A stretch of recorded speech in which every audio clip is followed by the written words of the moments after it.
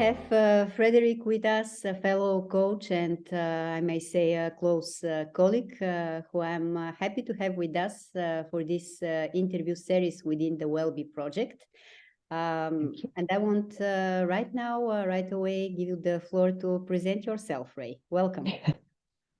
Thank you, Sveti. Well, my name is Frédérique de Dorsthorst, and beautiful but very hard to pronounce Dutch name, Dorsthorst. And I am, well, besides a lot of other things like mother and daughter and wife and granddaughter even, I'm a trainer, a consultant and a narrative coach. That's what I do for a living. And well, storytelling is my passion, my red thread, to say it in a fairy tale sentences. And well, I love to work with people and their story. If everybody lived in the whole world lived their own full story, not in stories of others, then everybody would be more happy and we would have a better and happier world. So that's in short. It's always a hard question to a storyteller to introduce herself because they go. But this is in short. You already kind of started like telling a story, telling a fairy tale through through the way you presented yourself. So thank you for this.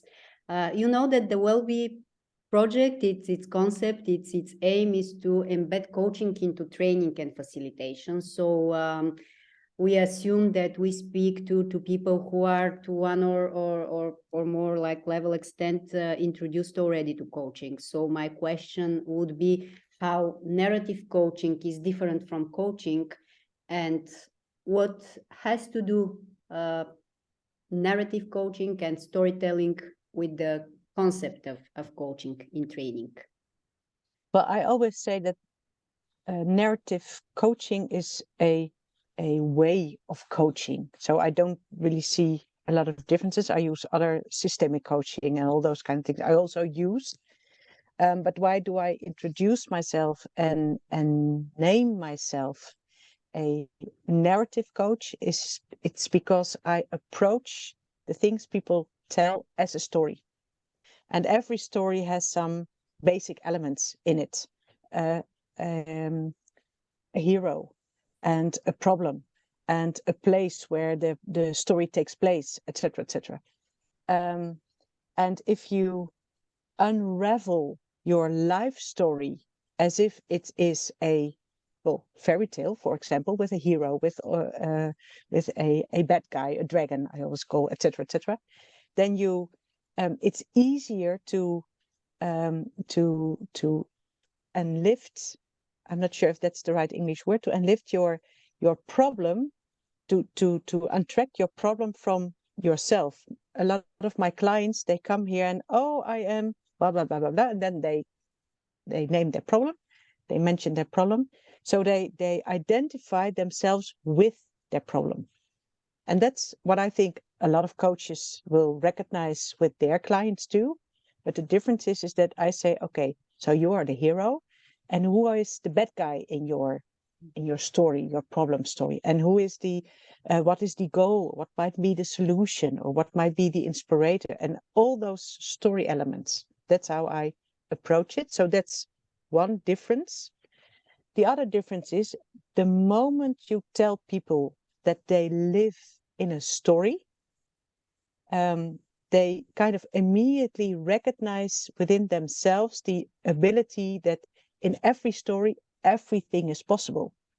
So people kind of automatically start to dream, and that's helpful in changing their lives. I always say we are storytelling, or the storyteller. That's the oldest profession, not that other one, but the storyteller is the oldest profession. Because back in the prehistorical time, our ancestors already shared stories. So storytelling is really deep in our DNA of everybody in the whole world. And the only thing I do is to enlift that skill, that storytelling skill that already is there in everybody's life. So also in my clients and your clients, and etc., etc.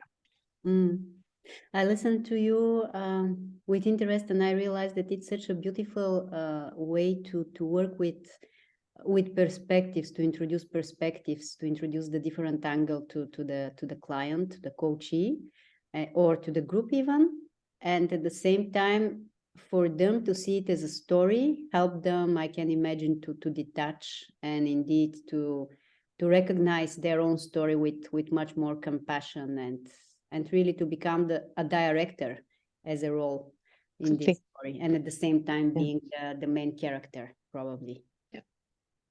We always say that people are the author of their own story, the actor of their own story, but also the agent. So they all have different roles within their own story to, well, to direct it, to be in control, because we all want to be in control. That's normal, I think, in life. That's called freedom. Maybe it sounds weird, but that's called freedom. Freya, I know you work also with archetypes. Are they part of the storytelling, or would you say that they're a different thing, another element or layer or of your coaching approach? No, they're definitely part of the narrative approach. Every story has, in our point of view, multiple layers. We have the surface current that's recognizable in other ways of coaching, the surface current, and that's that part of the story which, with the words I pronounce, so the words you hear, and the images maybe I mention, like I said, the dragon in my life, for example, and that surface current, that is well, we agree to that, the facts, the figures, etc., etc. But in the undercurrents, when I share with you my life story, I also give a lot of extra information with you. For example, let's say today I'm a bit unhappy, and without pronouncing it, by just telling my story, you'll see and you feel that there's something, well, that I feel a bit unhappy. So that's, of course, the nonverbal communication. We recognize that. But in the deeper layers of my story, there are also what I call the archetypes. And those archetypes are, we all have a lot of archetypes within ourselves. I always say hundreds, thousands, millions, I don't know how much. Luckily, all those archetypes aren't active at the same time, because then my behavior would be really, really strange. Because archetypes are what I call our inner selves, primal characters, the beginning of our behavior. For example, the archetype mother, which is really active and dominant within myself. The archetype mother, the character of that is taking care of people, for example. So when I meet people, one of my first questions will be, okay, how are you and how do you do? Because I'm really interested in how you do. Certainly when I have the feeling that something isn't good. If it's okay, I'll just give an example of yesterday. Yesterday, I called someone I know, I work with, and the moment he picked up the phone and the way he pronounced his name, I felt there was something. So I asked him, hey, how are you? And I asked that because of that inner archetype, that strongly archetype of my mother that's dominant in my life. I asked it in a different way than as a greeting, hey, how are you? So that's a different way. So he immediately starts sharing his story. So something bad happened to his family. Well, that doesn't matter. So that's when you see my inner archetype on the surface current. You also have a lot of archetypes within yourself, and the moment you think of those inner selves, you start recognizing them. But certainly in the Western world, we have kind of suppressed our inner archetypes. We're not used to talk about them anymore. We're not used to bring them up. I think that's why people say, oh, that's so difficult working with archetype, because that I hear a lot, or people say, how do I recognize them? I don't know it. You recognize them. I'm positive. So again, it's something that I learn. I give people a new language. I give my coachees a new language to work with, because again, it's easier to see yourself within yourself, to recognize your different inner voices, the voice of the mother, the voice of the critical. In my case, I always call it the saboteur. My inner saboteur is also a real strong archetype I have within myself. I'm not good enough, those kind of inner voices. Half of the world have it. Exactly. And the moment you realize that it's just one small part of yourself, well, my experience is then it is easier for people to look at themselves with a bit more compassion.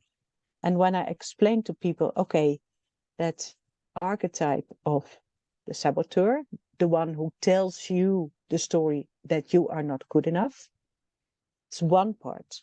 So try to put next to him some other archetype. I don't know, the clown or the happy girl or whatever that difference per person. And then we start to play with those inner voices, those inner selves in yourself during coaching sessions. And it is a heavy play. It is a serious play. I'd like to emphasize that because it's sometimes people think too easy about working with archetypes. It's really a profound and strong way, a strong of approach. But at the same time, I would like to invite people to just start working with them and trust that the moment you start working with them as a coach with archetypes, your own inner archetypes will help you and will support you, because your archetypes are supporting everybody in every moment in their lives. Frey, what is couple of, if you can list like 1, 2, 3 top coaching skills that you would recommend to someone who is curious about how they can enrich their practice of an adult educator or trainer, facilitator, particularly with coaching skills? It might be coaching skills from the narrative coaching approach or in general.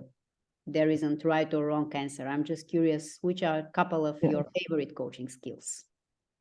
I think there are 3, and that's listening, and listening. Listen open, without judgment. When a coachee asks their name their learning goal, the why they are with me, why they came to me, of course, within myself, it starts already thinking. I always at that point tell myself, okay, inner selves, inner archetypes, inner forces, shut up. Just sit down and listen. And then in my head, there is a real silence. And within that silence, I connect to my coachee. And that's a really different way of hearing and listening. During the coaching session, I'm really connected in a deep way and in a listening way with my coachee. And afterwards, I make some short notes that helps me as the red thread for patterns or whatsoever I recognized for the next time. But all the rest of their stories, I forget. So sometimes I have a coachee comes back to my practice some years later, and they say, well, I told you that the first time I was here, and I can't remember it. So that's during the session, I hear everything and I understand everything, and I connect everything, etc., etc. But the moment I pick up the patterns out of it, then after the session, door closed and it's gone. Our stories are connected. So to stay open for me as a coach, I need to disconnect after this session to be totally open and silent and curious the next time when let's say this is a coaching session, the next time I come, I am with you. And that's one of the strong things of narrative coaching, which I'm not able to to explain to you how I do it. And I Sorry. would say that maybe this is indeed some magical moment when you are there with the story of the client, but not for the story of the client. You are not there to listen to the story, but to work with the story. Maybe that's why you don't remember afterwards. Maybe it's even some high level of ethics, if you wish. I don't know. Ray, you mentioned that you cannot share how this happens for you. It's maybe indeed like the undercurrents of the way you are connected with this skill. How if someone new to, maybe not to just to coaching, because listening is a fundamental skill of, I would say, everyone being effective communicator. But if for some reason our conversation now creates a new layer of opportunity for some trainer or facilitator, that they are great trainer in training the skill that they provide for their learners, but they assess themselves not being the great listener they wish to be, what is some starting point? The starting point would be go back to your childhood and think of the story, the fairy tale or myth or whatsoever, the story you like the most. What is the meaning for you today of that story? I wonder now if I go to a story where like I'm the main character, or do I go to a story like the best story I have ever heard, like the most romantic or beautiful story I have heard? Like which one? What was your favorite story during your childhood? The one you asked your father, your mother, your grandmother, I don't know, to tell you over and over and over again. So go to that story. Okay. And what do I do when I go to that story? And now you go back to now, 2023. What is the meaning of that story from your childhood for you in your life today? My favorite story in my childhood was Cinderella. I love that story. I want to hear it over and over again. When I realized that that was my favorite story back in my childhood, I also realized that I still carry that story with me today. So the way I looked back then to the world was identifying me as Cinderella.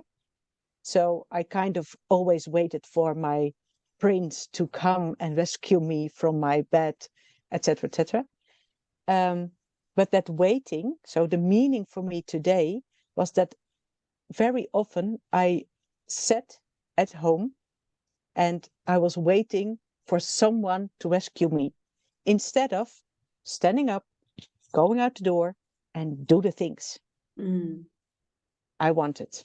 So if I look back at my life, there have been a lot of times, moments in my life, I sat back and waited for, well, my prince, whoever that might be, Prince Charm. I had to make that joke, of course. But also in my work, in my career, etc., etc., there was a lot of Cinderella behavior in the way I acted and I behaved in my work. Why do I mention this as the starting point? Because those stories, and I always start with the favorite one, but there are more, of course. Those stories have you as a coach or as a trainer, have you biased. And the first thing you need to do is to be aware of your own perspective to the world.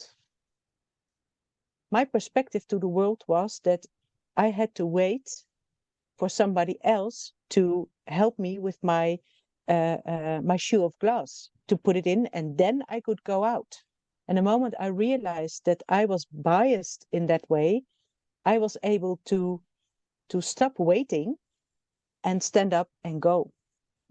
So that helped me to realize how I was biased, and also to realize that everybody in the world is biased, and that most of the time we aren't aware of that.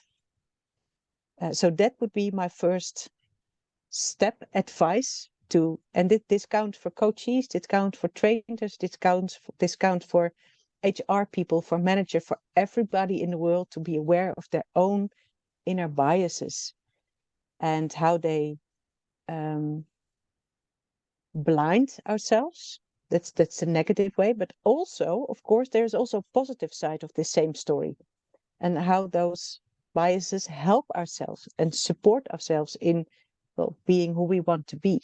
To me, it speaks in a way that when I listen to someone, to be at least aware that I probably put some filters from me, Exactly. some filters from the way I have been listening to stories, and I have been connected to those stories.